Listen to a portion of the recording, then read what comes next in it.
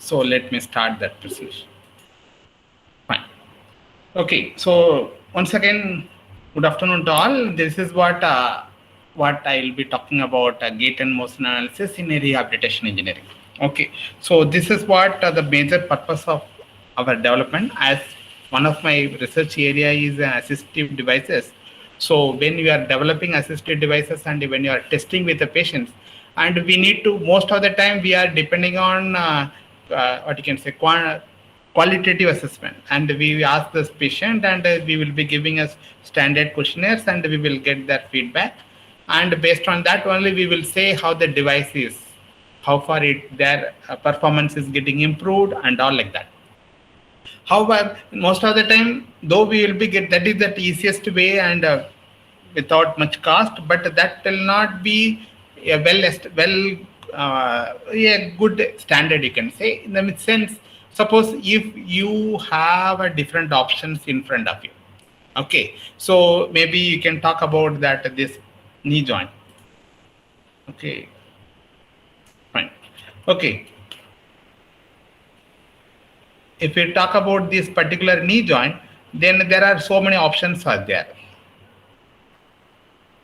Okay,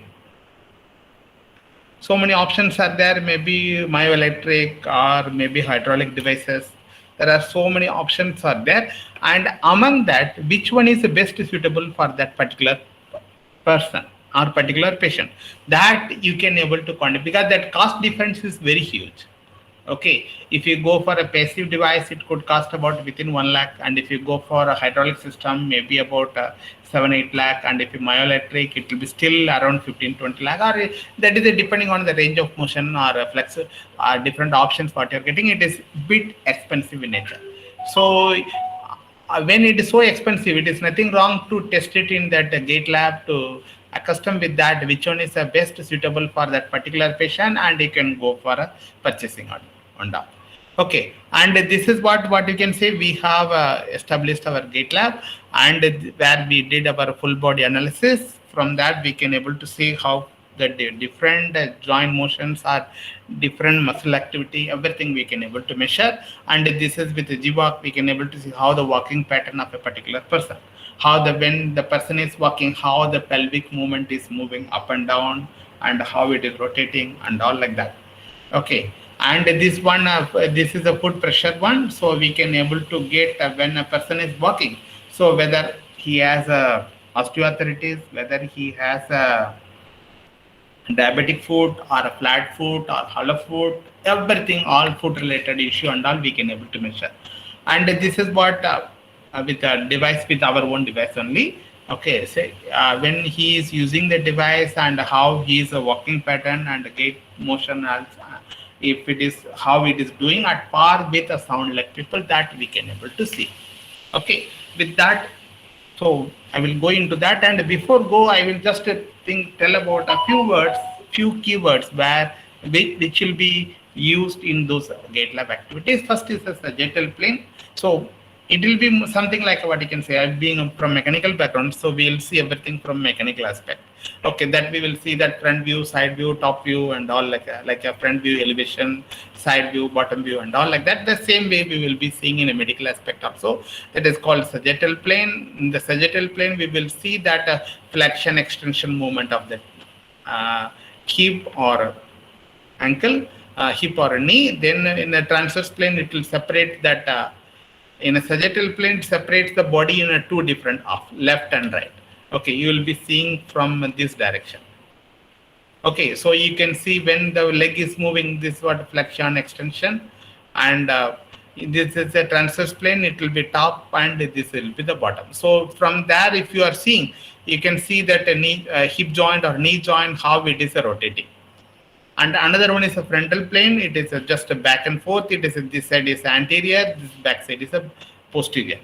Okay, so when is a person is moving forward, when you are standing in front of it, then moving forward is anterior and posterior. As mostly you will be biotech or biomedical background, you will be knowing it.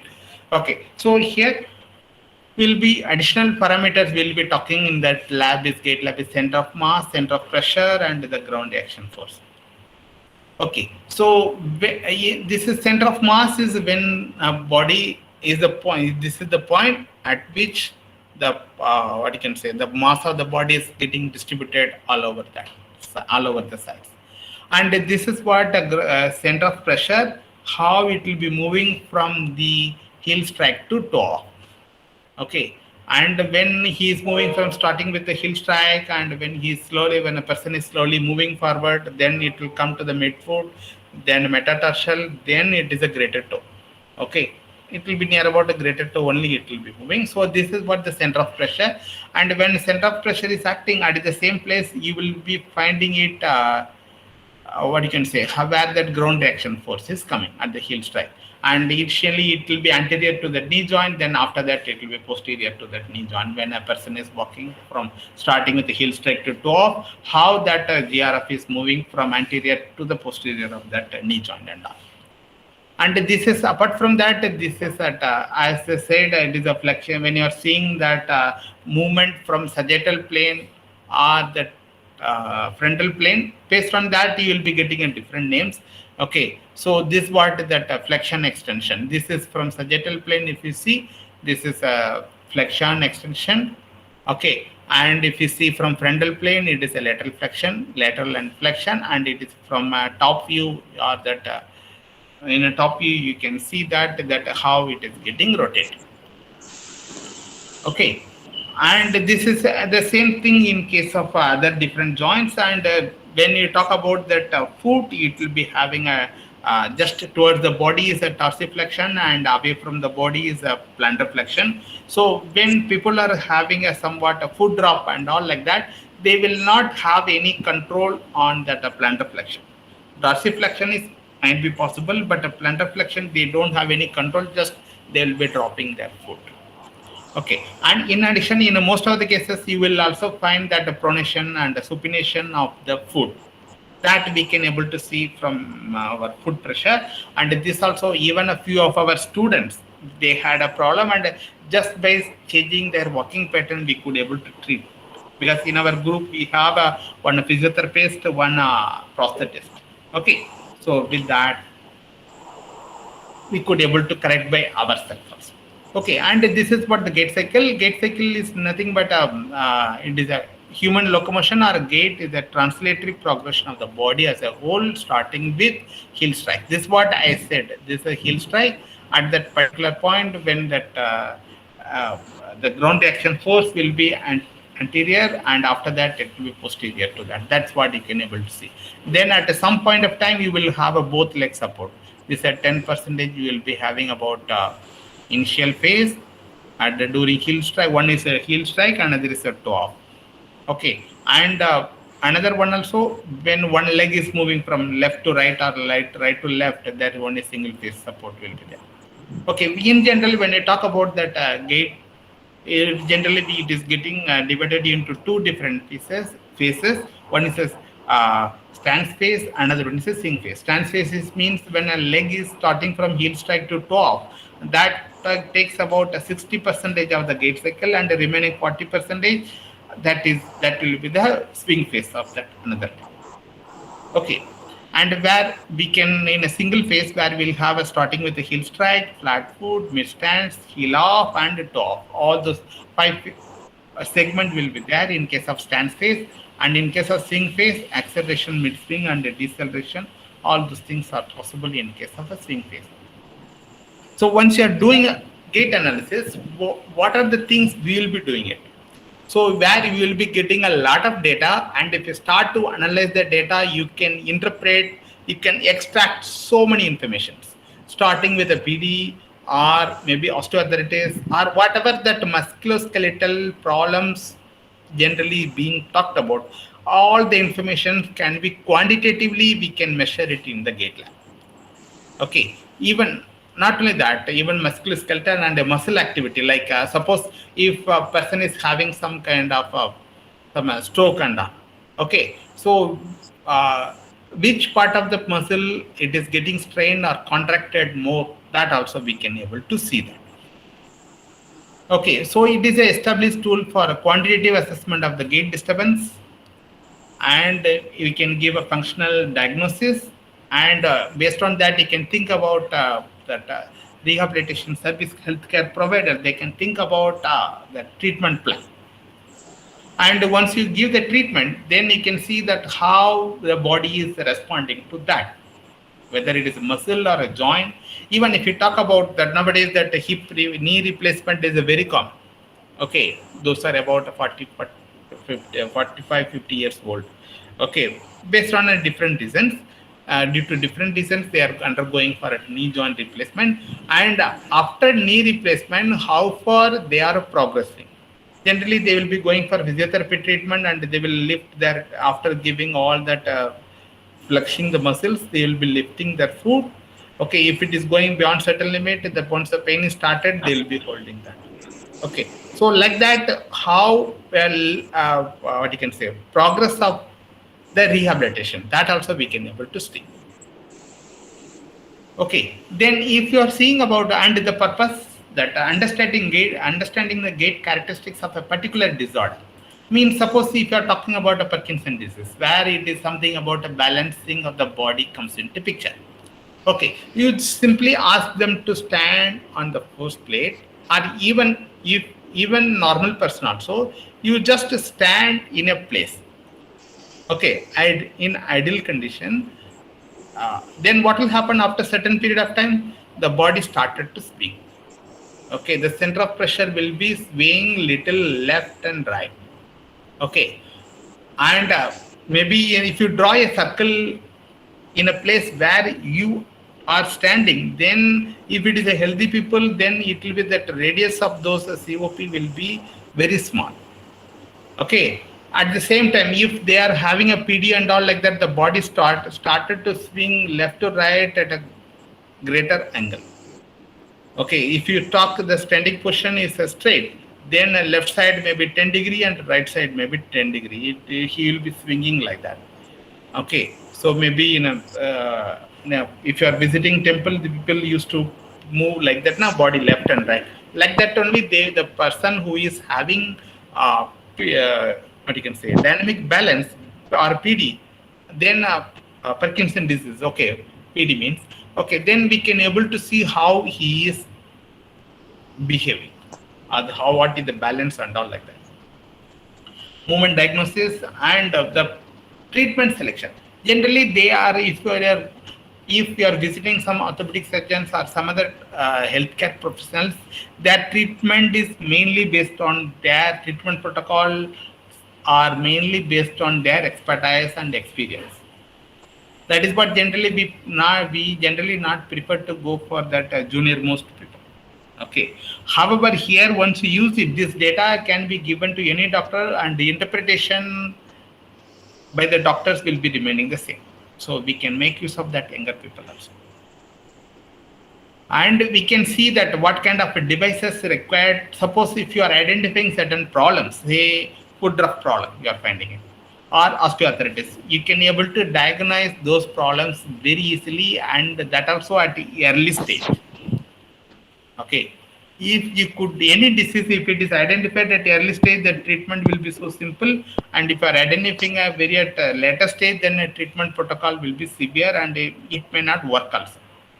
So whether it is a diabetic foot, or maybe osteoarthritis, or flat foot, or maybe hollow foot, everything can be diagnosed, and if it is a treatment is given in the early stage, then it will be very easy. Okay, and that as you will be doing, you will be monitoring the effectiveness of the treatment protocol. If then there's no progress, you can change the protocol on the next slide, like that. Okay, so in the gait parameters, what you will be getting it when a person is walking, then there will be a temporal, spatiotemporal parameters that you can find. Yes.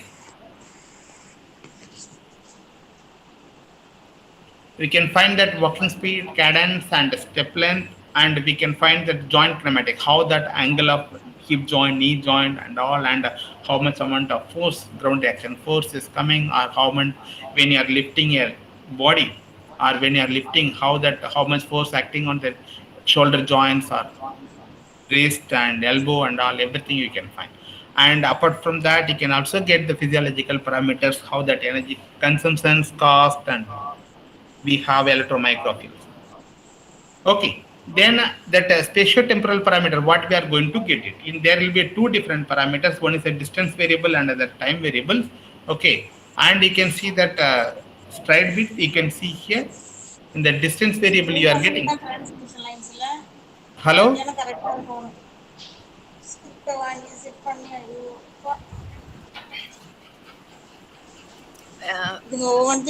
Request to participants kindly be in mute.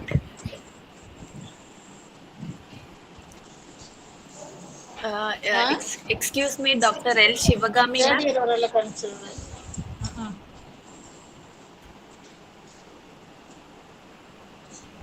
Is it fine?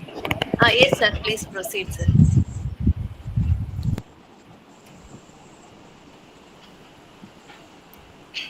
Okay.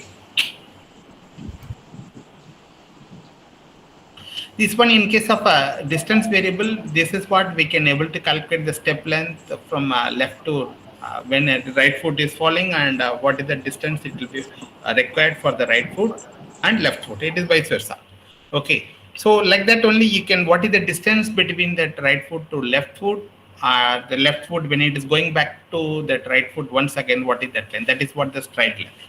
Okay, and that this gap also you can able to find it there, and the toe out angle also you can find. This is what the step length and the stride length. Okay, the linear distance between the two successive points you can see here, that is left to right it is a stride, and left right to right or left to right it is called a stride length. Okay, and that and you can calculate the toe out angle. So this is in a normal case it is about only 7 to 10 degree will be there in case of a toe foot, toe out. If it is a more or less, it is going to complicate that issue. That is what it is. Okay. And in a time variable, how much time the person is going to take for a stand face, single support, as I have shown that already, that in case of a gait cycle, in a stand initially there will be double support, what you can say, swing stance phase and swing phase. Even in a stance phase also, that is a 60% of that total gait cycle. Okay, so the duration when the foot is on the ground during one gait cycle is starting with the gait heel strike to the top, and single support. This is during the stance phase, near about 2 times it will be in a double support. Okay, then after that single leg support will be there, then a double support will be there, and in that case of steps time and the stride duration and all. Okay. Okay, and the cadence speed and all those different parameters we can able to measure it when a person is walking in the gait lab, and we can able to derive or extract so much information from the simple that time cycle. Okay, if at all they have any issue, that could be taken care also. Okay, then this is what when a person is walking, so you can able to analyze the data in a different plane, sagittal plane or frontal or transverse plane, how for that pelvic tilt. Okay, the pelvic tilt will be in that frontal plane, how much it is hike and drop will be happening. If at all, if you see that hip size is big, then you can say hike and drop will be enormous. Then it will be looking like a putting additional load on that all load bearing joints. Okay, then another is how a knee flexion extension is happening, and because the walking is a coordination among ankle, foot, and ankle, knee, and hip. So how they are getting interacted, that also we can able to see. Okay, then a knee, how it will be moving, and physiological, well, suppose the knee issue, valgus and varus, and all that also we can able to find it. Okay, then another one is in case of a ground reaction force, that kinetics of a gait, that we can come to know. This is what that when a weight is acting, this is what that normal force, and with that we can able to get different parameters. Okay, how much force is acting, what is the moment acting in that x, y, and z direction. Moment 1, moment 2, moment 3. Even you can get a force and a moment. If that is what here if you use a gait lab, you will be having a lot of data, and each data will give a different kind of information. With that, we can able to get, even in a force plate also, you will have a three moments. Okay, moment in x-axis, y-axis, and z-axis, like that of ground action force also. Okay, that force acting on that. Okay, so this is whatever I said about when you are walking, we can able to get the spatio-temporal parameters, and when he is walking on the force plate, we can able to get a moment and kinetic data. Okay, and if we use all the markers, we can have a kinematic data and all like that. Okay, and this is what in our lab we have about 8 IR cameras. After putting a markers on that, we can able to see all kind of joints, starting with a cervical bone and this one. Not in the bone, these are all markers. Here you can see the shoulder joints and in the pelvic tilt and pelvic rotation and the hip joints and knee joints, ankle, everything. And this is a whole body analysis. And if you want to focus only on any hand movements, like a bowling action, if you wanted to study, or cricket action, batting action you wanted to do. So which part of the joint you wanted to focus, you focus only in the particular and you keep all the markers.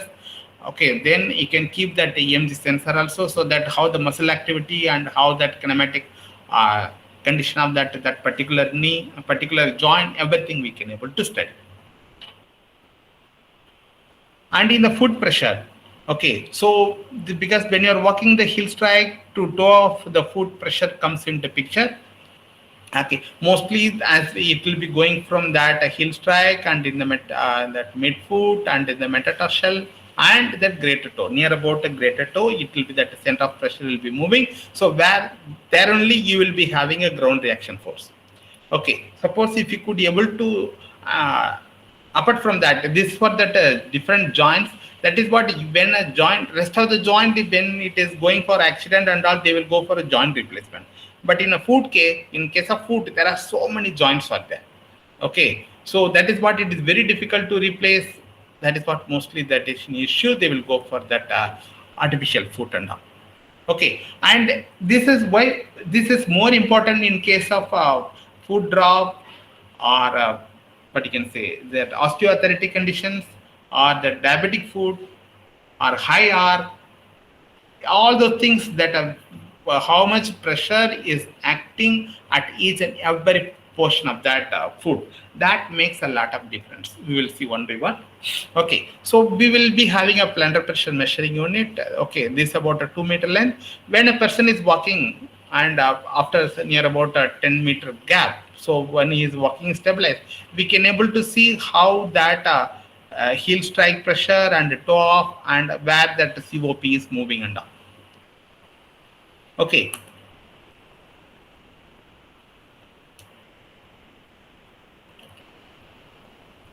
You can see, oh sorry, if you put a marker, it is going. Okay, and this is what that COP is moving from heel strike and toe off and the greater toe, near to the greater toe, and this is in case of a normal foot pressure. Okay, suppose if you are identifying, and this is what another case study what we did. This is a flat foot. You can compare here. This is what heel strike, and in that when it is COP is moving, it is in that what you can say, in a midfoot where it is going to contact with the ground. There only you need to have a pressure, and after that, not though there will be a pressure, little bit pressure will be there, but it will not be that much. And after that, metatarsal and here. However, you just to see here in this case, this is a flat foot. Okay, now flat foot, entire that where that arc is there in our foot, that arc also is in touch with the ground. That is what you can see here. So what will happen, that load distribution, it is that in case of a normal foot, you will have a pressure on the heel and metatarsal and the greater toe. However, here in this case also, you will be finding about near about this case, near about 4 to 6 Newton per centimeter square. Okay, and here also we will be in that stand space. You will find it in a maximum, one is a maximum, another is average. You will have a different foot pressure. And another one, if they are having high arc, that where the arc portion is there opposite to the midfoot, it has to touch the ground However, it should not bear the load, a minimum load. However, in this case, hollow foot is called or high arc foot. You will have that, it will not at all touch, and there will be a gap. One side it will go, another side it will come out, like that only. This is also will be having a lot of issue on that different joints. Okay, and here we could able to, this is our one of female candidate. He is our student only, IIT student. Okay, and you can see here with that at least something is better, and here there is no contact at all. You can see this is called as a pronated foot. Okay, you just hear how the leg it could be. There will be that in ankle joint you will be having this little bit left tilt over that. So what will happen, where that this side mid foot only you are supposed to have a contact, but that is getting reduced here. It means as it is getting, leg is getting tilted, so here it is not touching. However, where it is supposed to touch, that portion also is not contact. Okay, then after that, that major issue was that he is not wearing a proper shoe. Okay, the chappal is not having any control. So if we ask, our team suggested to use what you can say, a shoe with exact size. Okay, if you are using some one size extra, what will happen? The pressure distribution will not be uniform. That is what generally we say, that when a person is walking, the foot pressure is supposed to be uniform. Exact size of the chappal or sandal or shoe should be there. Okay, then after she started to wear this, just after 3 months. Okay, then she started to that pronation, it is started to reduce. If she is continuing for another 2-3 months, then definitely that pronation could be treated. It becomes a pronated foot to the neutral foot or normal foot. And this is another one, this for our colleague. Okay, and you can see here, this is what the normal case, toe out angle, it is supposed to be 7 degrees. So when a person is walking, you may have seen some cartoon also, that Charlie Chaplin, how he is walking. Okay, so there the toe out angle is more. That is what this entire angle is, something is in this direction. Okay, so but it may not be, what you can say, that the load acting on that knee joint or hip joint, that will be different. That is what it is. You can see here, initially the toe out angle is not maintained. The two toes are going to touch very close to each other. And after this is only that we did only that normal shoe or sandal correction only. Okay, what could be the best shoe we can able to use it. So she started to use it this after 4 months. Okay, you can see January, February, March, April. After 4 months, we could able to see that the toe is retained. See, moreover, she is at the age of 41. So that's what it have taken about 4 months, and the perfect another 2-3 months he started to wearing continuously, then it could be improving. Okay, and another one, it is for osteoarthritis patient. Okay, here within that, can you able to say which one is having osteoarthritis? You may be knowing what is osteoarthritis. The left leg. Left leg. No, because the right leg, she is having osteoarthritis, so she will be having a problem. So when she is having a problem, she will not put more weight on her foot. So more weight will be on the other side. So here the weight acting on the foot is very less in this heel strike and toe off. Heel strike, and however here there will be a metatarsal pressure is there. Okay, so entire load she is applying on the left side. The problem is she has a problem in the right foot. Right knee, she has osteoarthritis. That is what she is not putting her weight on it. So she is moving on that, putting more load on the, yes. Okay. Okay, then that is what that moment also will be there. That also will be getting shifted. Okay, this is what the COP line. Generally, the butterfly line will be falling in that middle when the pressure line will be equal. It will be like a normal butterfly. Okay, it is also getting shifted. And in most of the cases, if it is equally distributed, then it will be no issue. But if it is changes happening, then it will be as long as they are young, they are active, they may not feel it. But these are all, it will be somewhat, what you can say, it is getting fat. It is, you're not, person may not get a fat on the day one. So it will be something slowly it will be built up. Like that only this problem will get severe at a later stage. In the early stage, the person will not feel anything because of his age and other lifestyle. So we started to work on that, flat foot and OA and diabetic foot. Okay, and we just started first case with a flat foot, and however the same technique can be explored in a flat foot, hollow foot as well as the diabetic foot.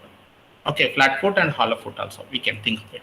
Okay, and this is what the different stage. And when a person is with a diabetic foot, here you can say here when you are asking them to walk, so as here there will be pain, so he may not put a weight on that, he'll strike, there won't be any pressure like here. So with that we can able to just by that naked eye from engineering side also we can able to detect that person is having certain issue, so we need to treat it. That is what it is. So what we are suggesting, we have started to work on this problem. Okay, so we for this we have started about the metamaterial based one. Okay, so you may be knowing that a Poisson ratio. Okay, when you are expanding it, then what will happen? When you are expanding, the dimension will be getting reduced in a normal case, normal engineering material, or when you are compressing it. Okay, that length will be getting enlarged. Okay, so but in a case of metamaterial, they have a negative Poisson ratio. Even when you are compressing it, that size instead of increasing it in another side, the other side also will get decreased. That is what it is. Metamaterial based unit cell we have made it, and that we can able to place it in a proper position, so that when a person is walking with that metamaterial based insole, we can come back, we can bring his normal walking pattern. This is for our hypothesis. Okay, and you can see here this what that how the structure it could be. This for a flat foot, this in case of normal, and this in case of a hollow foot. This is what we did. Okay, so this is what we got a foot pressure mapping for a person. Okay, he is around 52 or 53. Okay, then after that we had his foot 3D printed, 3D scanned one. Then after 3D scanning, we have adjusted his structure, 3D modified corrective insole, which could be best for him. Then after that, the insole was printed. Okay, and we have tested with the patient and his foot it will be giving. You can see here at wherever that arc position is coming, here we are giving some support, so that at this particular place, then that at the mid foot, that curved portion will not touch the ground. Okay, and we have made a unit cell. Okay, that unit cell, in this unit cell we have made a different design. In this unit cell, when you are compressing it, inside dimension also will get reduced, or it will twist in such a way that it will rotate. All that elements be made in a different way, so that it will rotate and the dimension will be getting. So that's what you can see. When you are compressing it, the size also will get reduced. Okay, then this after that, this unit cell we cannot use it directly, so we have impregnated that unit cell with a silicon rubber. Okay, so we can able to retain that line insole one with all the desired characteristics. Once we tested it, we have made that mold with a 3D printing, and in this one we have put that unit cells, different unit cells at the desired place. Okay, here we have put it, and after that, after filled with the silicon, we have made that insole. Anyhow, it is a trial attempt. That is what the length is bit more. Okay, and you can see here this is a mold, and we kept that. This is a soft polymer, and this is a hard polymer. Okay, in the hard polymer it will give some support. Okay, in a soft polymer it will distribute the load. That is whatever load is going to come, it will distribute. Okay, that's what you can. Here, even in a foot heel strike also, we have made that adjustment. Okay, and here, this is what we have compared, 51 years old. Okay, this is maybe of within a 2 days of its attempt. Okay, this is what the barefoot. Okay, without any insole and all like that. And we have purchased one commercially available insole which cost about the tenor and all about 800 rupees. Okay, and you can see here that not that much significant improvement. Okay, and here in one leg we have not tested it, and the another leg we have used it in a, what you can say, insole based one, our unit cell based one, and though it looks the area is increased, it is not. So it is just bending over it so that it is showing more area. However, we can able to see that the pressure distribution and no load and this place, load on the curved portion will be getting reduced. If this insole is used by the person, maybe after 2-3 months, if you could able to see, we can able to see that very good pattern of their foot pressure. Okay, and apart from that, we are also working on what you can say, knee brace. Knee brace, this is what you can see. This is from Endolite. Okay, so if you see that CT scan or MRI data, okay, and if you get it, this is a X-ray scan. Okay, and you can see that distance between the femur and the tibia will be very, very minimal. Okay, however, the doctors, they don't really depending on the X-ray image. Generally, they go for MRI data to confirm the spacing between the femoral condyle as well as the tibia. Okay, so after that, we can see, after that only they will suggest whether the person needs to go for surgery or total hip knee replacement and all like that. So if the problem is diagnosed at the early stage, then this is what a 3-point system, 3-point leverage system. Okay, so when you are pressing in this direction, what will happen? There will be a reaction. Here you are applying a pressure here. Due to that, there will be a reaction force. Due to the reaction force, what will happen? Then there will be a lift between the femur and the tibia. In another way, if you wanted to say, mostly in case of a knee joint, near about 80% of that load ground reaction force is passes through the medial portion of the knee. Lateral only about a 20% of the lateral. Medial knee is about 80%. That is what the normal case. And if you see that as it is for the people, those who are infected with osteoarthritis, you'll see that mostly that medial knee got damaged, where that femur, what you can say, cartilage tissue or the meniscus of that medial side is more damaged than the lateral side.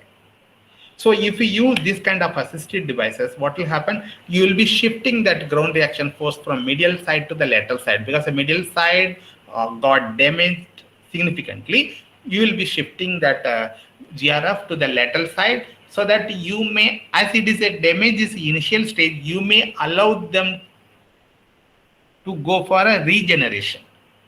Once it is fully damaged, there is no chances of regeneration. If it is started to degrade, at least you can stop and allow it to healing process. Okay, that is what we have made it, and this is at the initial stage of its development. Okay, and we are having that another part of it is a electromyography. Suppose certain muscles are active. So if we are talking about knee on that osteoarthritis, in that case, what will happen, as the knee is not bearing load, what will happen, that muscle activity will not at all be happening. Okay, that we can able to see here, maybe something, yes. You can see here that lady, okay, maybe that photo, maybe, okay, fine. Okay, and this is what the EMG sensor, we used to keep it, and we used to record that signal of that particular muscles, which one you wanted to have it. Okay, so you target each muscle. Suppose if a person is having a stroke and they are giving some treatment, So whether the muscle is getting the signal from the brain and it is activate according to that also we can able to study. And this is what it could be. Okay, this for identification of the muscle responsible for the movement impairment and subsequent treatment procedure. Okay, suppose that this one is right versus muscle is active in a better way. Okay, if it is not active, then you can able to see here right rectus femoris and left. At least it is compared to right, it left is somewhat it is more active. Okay, with that also we can able to say, okay, whether that muscle on that right side is active or not. Okay, so with that, with the simple with EMG also we can able to diagnose that a problem in that leg. Okay, and which muscle is active. Suppose if you assume that right versus lateralis, here you can see this that maybe you might have seen quadriceps muscles and all like that. Okay, they will call it as with the different names. Okay, this is femoral lever, and this is femur, and this is tibia, and this is patella.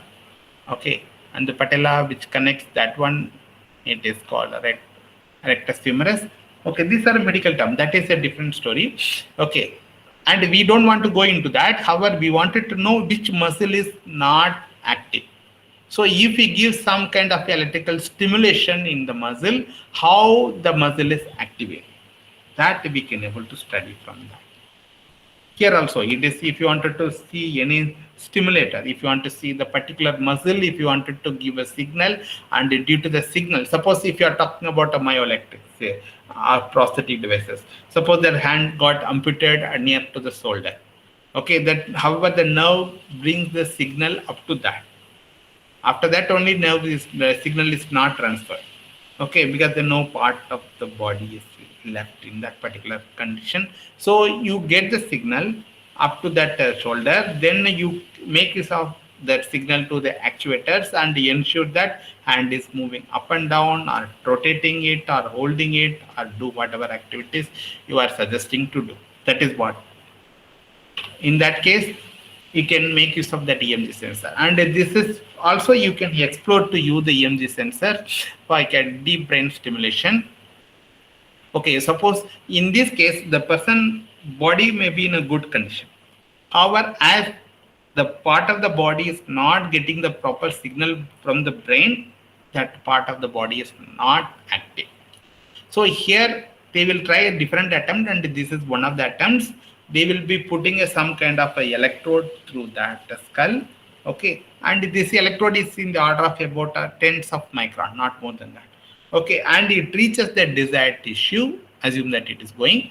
Then after that, you will be giving a desired current. What is that range of pulsatile or different types? Then due to that, they will be activated. Okay. They will be activated and we can able to see that particular part of the body like a hand or leg, whether it is active or not, how much it is active, and whether the threshold voltage or current, whatever you are giving in that brain, deep brain stimulation, that is sufficient enough or not, that everything you can able to see that. Okay. However, in a, I have seen one of the few people okay, in a Kobe Medical College Hospital, and they are, what you can say, they have undergone deep brain stimulation. The success rate is about only 30% in case of the rest of the body. However, in the deep brain stimulation, if you go for a cochlear implant, it is about 95%. But when you wanted to have a muscle activity, musculoskeletal disorder, if you are going for a deep brain stimulation, the success rate is only about 30%. Where they will simply will follow that certain voltage and all like that. So whether is it sufficient or not, based on that feedback or activity level only, they can able to say whether it is meeting the requirement or not. Here we can able to, if you use a EMG sensor, we can able to see whether that muscle is getting the desired signal or it is getting activated. We can give entire feedback. Okay, that is what it is. And another part is about force plate. Okay, this one we can able to see when a person is walking. I said about the heel strike to toe off, everything, how much force is acting, how much moment is getting developed, everything. Okay, that in X, Y, and Z direction, we can able to find both force and the moment. You can see here, this is what when the ground reaction force is moving from starting with the heel strike to top. This is what you can see. How where is that? How that area under that ground reaction force, it will be coming here. It will be coming like that. Okay, and it will be at the heel strike when it's starting to move, then top where it will be maximum, then double support. And maybe you can see here, this foot is having a hollow foot. You can see this side and you can see from outside. If at all it is touching, you cannot able to see that. That's what. Okay, so from that we can able to see that ground reaction force. You can interpret or you can extract different features. And in this force plate, we can able to see how that a dynamic condition or the person is having a PD or a Parkinson disease and all like that, how they are bodies getting balanced. That also we can able to see. Here they are younger people are our students, and this one is a hard surface. They are this guy is standing on the force plate. Okay, but this girl or guy, okay, this girl is standing on the foam which is kept on the force plate. This kind of foam, if your person is standing, what will happen? Okay, so the body started, even if in a force, if in a hard surface, if it is standing, then he can able to stand for a minute without any swaying. Otherwise, what will happen? Then simply swaying will be happening. And this one in a dynamic balance, this is what the soft foam standing, and this in this case that eye will be closed, eyes are closed. Okay, so that swinging will be more like this they start to dance. And in this case, in order to maintain the body balance, then center of pressure will be keep on moving it. You can see here. And for elder people, it will be like that. Maybe one example. So in order to reduce that swaying motion, that the body, if at all the hand is straight, then only it will be happening. If at all that hand is kept free as per their wishes, then they will be balancing their hand in such a way that COP is not moving drastically. Maybe you might have seen that some kind of a dance, like a Bharatanatyam dance and all like that. So when they are dancing, their hand motions and body motions are moving in such a way that their COP will be exactly in a particular small radius. If they lost that COP beyond that, they will be, because of the different motion of the body posture, then they will lose their balance, they will be falling. Their body movement, hand movement, COP is in a particular small radius, okay, small circle. And this is for a full body analysis. We will get a different kinematic and motions. Okay. So here, this is what that amputee for whom we have used it, our prosthetic knee and with a socket. He's an army guy. So we have an army hospital, artificial limb center. So this guy has come. Okay. And we can able to see how he is doing and all like that. And this once you do that all three whole body analysis, once you keep it, this is what it will be looking like. Where are those markers? It will make a line. So as it is 8 cameras, so when he is walking, somewhere it will be missed. Then at least a few markers will be identifying so that missing dots can be joined.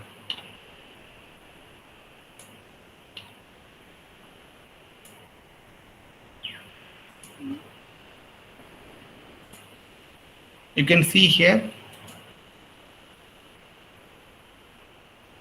when a person is walking, okay, so we can able to see when it is walking on that force plate, then there will be a reaction force. Okay, you can see this or that force plate when it is moving.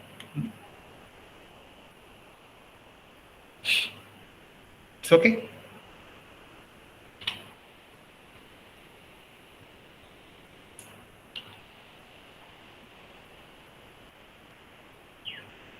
Can you see the slide? Yes, sir. Yes, Fine. sir. We can see. No, the slide starting with that osteoarthritis knee. No, sir. Yeah, that's what. Now we can see that, isn't it? Yes, sir. Fine. So in this case, when a person is having osteoarthritis, that I said that foot pressure will be getting different. So with that also we can able to identify, we can able to capture the different informations. In addition, if the person is being asked to do that squatting position, you can see here, this is what in a normal case, if the person is healthy, he can able to do or sit on the ground with a deep squat conditions. However, they cannot go beyond that. So how much is the angle between SAN and the femur?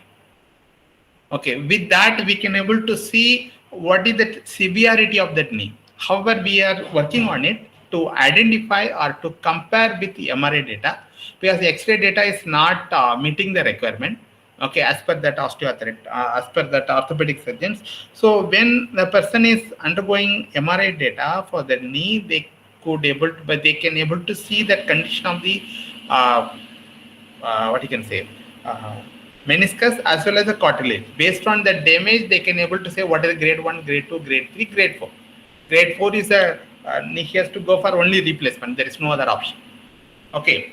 And that when it is moving that condition, we can able to correlate based on that foot pressure as well as the what you can say in a kinematic analysis. Okay, so how much he can able to move that angle, whether he is getting pain or not. With that, we can able to identify the severity of that knee joint. See, the thing is that we can go for MRI data, okay, MRI study and all. First is that availability of the machines and the cost aspect. Cost maybe around minimum 10,000 needs to pay, and that we can see that a particular portion is coming under the magnetic field. Okay, then resonance and that all the molecules reorientation and all, everything will be happening there. Okay, then this one is without undergoing anything, we can able to. However, for a surgical treatment, it is the only way. There is no other way. Then only the doctor can plan. However, if you wanted to use that gait lab for the study, that is also possible with that. Okay, we can simply with that posture analysis, we can able to confirm with other studies, we can able to confirm the severity of that knee. This is what that our report, what we have prepared along with in consultation with our physiotherapist. Okay, that foot pressure analysis and EMG and with the gait marker. This is for the lady around 55. Okay, when she came for a gait lab study. Okay, in some cases, the thing is that she is not interested to go for a surgery. Okay. However, then what are the other alternative options? So we can think about using the knee brace or that insole and other thing. That is what. Okay, and other that quadriceps muscle strengthening exercise, that also we can do. Okay, that we have gone through that different iteration. We have tested, we have discussed, our engineering team as well as the medical team, we all discussed together and we gave this suggestion. Okay, if at all it is only with in a hospital environment is there, definitely the doctor will, anyhow, that whatever we are preparing, that report all will be passing on to the consulting doctors. The report is prepared by the medical professionals in consultation with engineering people. Okay, that is what that we can able to. It is something a win-win situation, and that finally the patient is going to be benefited. That's what it is. So the healthcare people, they are not much aware of what is going on in engineering side and in vice versa. So that combination of healthcare and engineering will give up many fruitful results. Okay. How much time? Okay. I will try to finish it. Okay. This is what the G-walk. So we can able to conclude how the walking pattern and all like that. Okay. Maybe. Here you can see. This is what the left and right foot when the tilt is happening, pelvic tilt and pelvic oblique and pelvic rotation in the top view. This you can see here. This is what you can see from the side sagittal plane. This is that frontal plane, and this is the transverse plane. So you can see here, whatever the gray zone are there, this is the average, this is a gray zone, it is the range at which the right or left movement supposed to fall. If it is moving above or below, it means we need to see which leg is taking care and how much it is beyond the threshold. Everything we can able to study. Okay, even by single person, if it is if the person is having a pathologic gait, single person study itself will give a one thesis level of that much study, that much data can be made. Okay, and apart from that, we can see that this is what the simple test for the osteoarthritic patient. Timed up turn go. When a person is simply sitting, the doctor will ask him to stand and walk for about 6 meters. Okay, then he will be coming back, turning and coming back and sitting. How much time he is taking it? Based on that, also we can able to. This could be somewhat a qualitative assessment only. However, these are the starting stage. We are targeting about early prediction. With the time goes and up, then we can able to see what is the problem at all. And the other things where what we can able to do is abnormal gait analysis. Okay, so there are many people are having a different leg disorder and age-related issue and the food-related.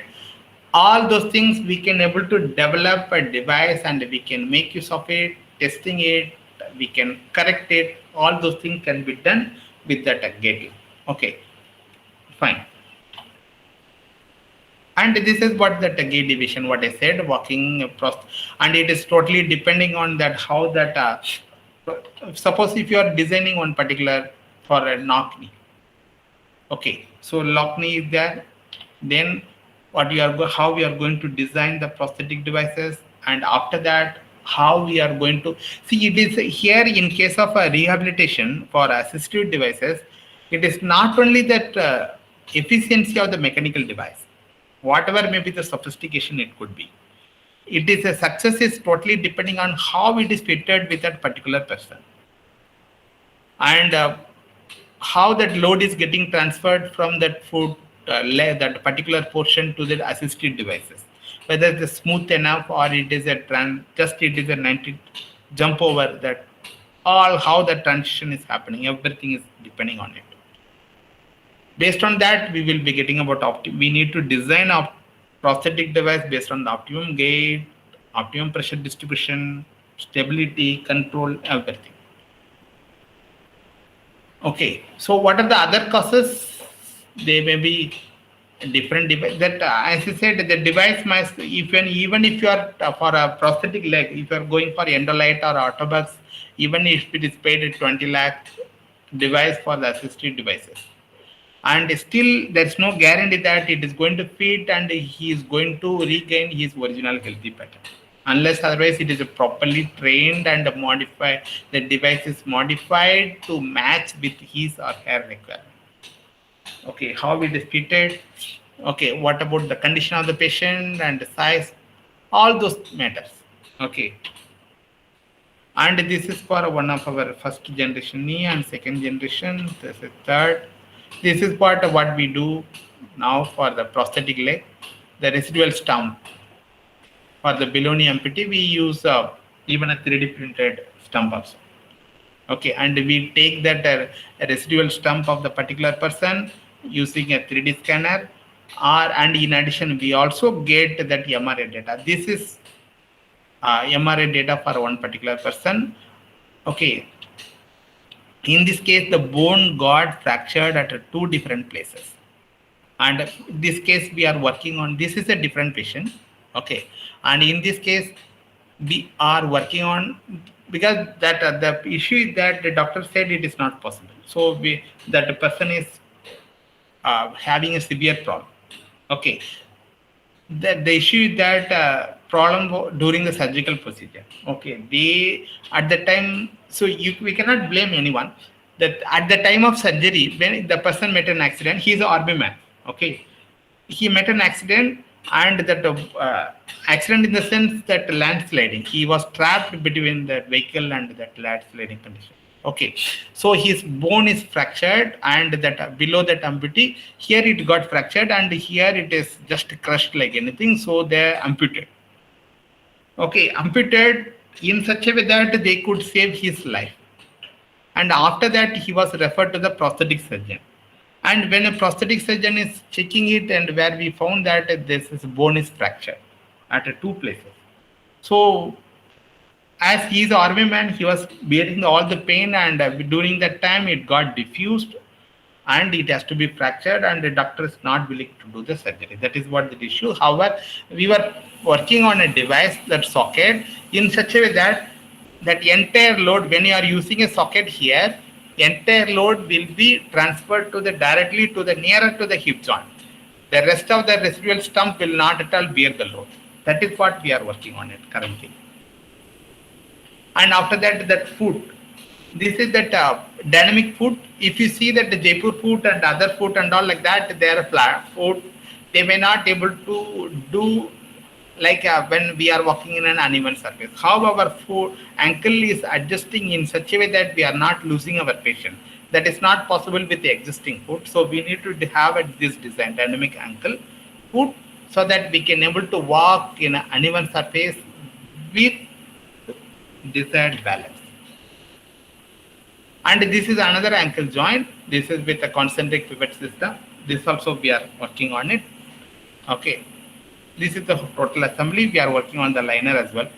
Okay, liner, socket, locker, and all like that. And we worked on that device for that foot drop patient. I said earlier that what you can say, dorsiflexion will be good, and the plantar flexion will not be there because there is no control.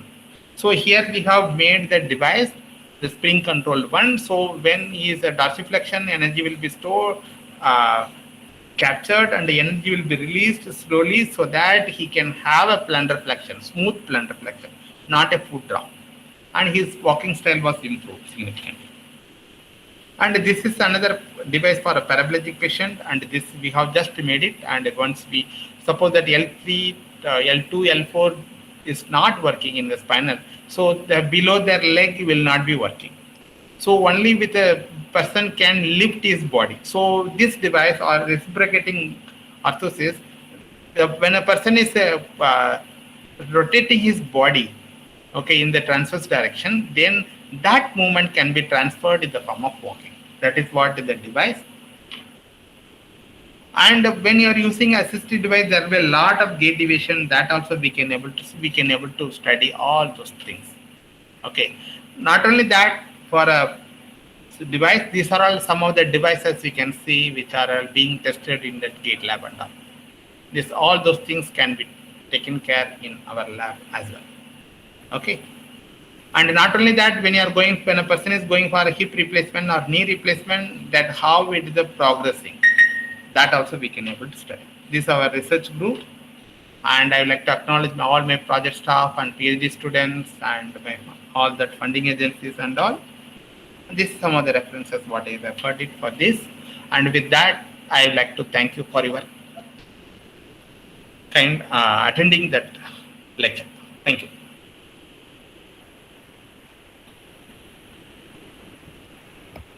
Thank you, sir. Thanks for your nice presentation. Participants, the floor is open to have a discussion with Professor Kanagaraj.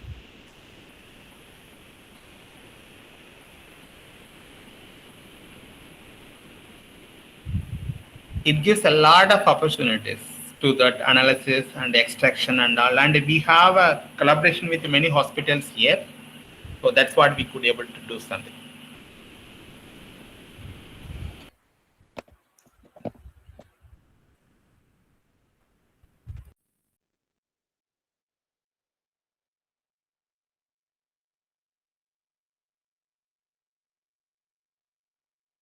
See, no questions means they understood everything, or they have not got anything. Sir, very recently you are working on, you just got funding from government agency to develop a wearable device. So can you little bit brief about what is your current work going on, sir? Current work. Like the development of wearable devices. Oh, that one. Okay, that's Yeah, what yeah. we are in a knee joint. Whatever we said about that different analysis, that like what you can say, 3 point knee brace. Apart from that, we are also working on developing a device to capture that knee joint and capture the sound generated from the knee joint. Okay, suppose when a person is walking, healthy one, that after all it is nothing but a bearing surface. When a bearing, femoral condyle and that tibia, when it is moving in a normal way, in a normal person, that sound will be little bit less. However, when a person is having osteoarthritis, when a cartilage and the meniscus got damaged, when it is sliding and gliding, when a femur is gliding, sliding and gliding over the tibia, then it makes a lot of sound. I mean, this is about a healthy condition will give about 1 kilohertz, but this osteoarthritis condition it give about 10 kilohertz, more than that, 1 to 10. So we can able to capture the sound. With that, we can able to diagnose the condition of that knee. And in another way with GateLab. So we are trying to improvise that without having MRI and X-ray, except the surgical condition. Rest of the things can be diagnosed well in advance. It is a non-wearable device. So that is what the recent project, and in that project. And another one we are working on, that insole one. I said that is flat foot, knee joint, OA, diabetic foot. We have just initiated the work. Okay. We have got insole, and that is what matter. Once the technique is established, then the rest of the just a duplicate of it. It will not take much time. Okay, yeah. Yeah, fine, sir. Thank you, sir. And we wish you all the best for your future endeavors and your works. And also, just I am happy to share to the participants that Professor has developed a very beautiful GateLab in his concern. So, thank you, sir. Thank you. Thanks a Thank lot. you. Thank Yeah. you very much. Thank you, sir. Bye.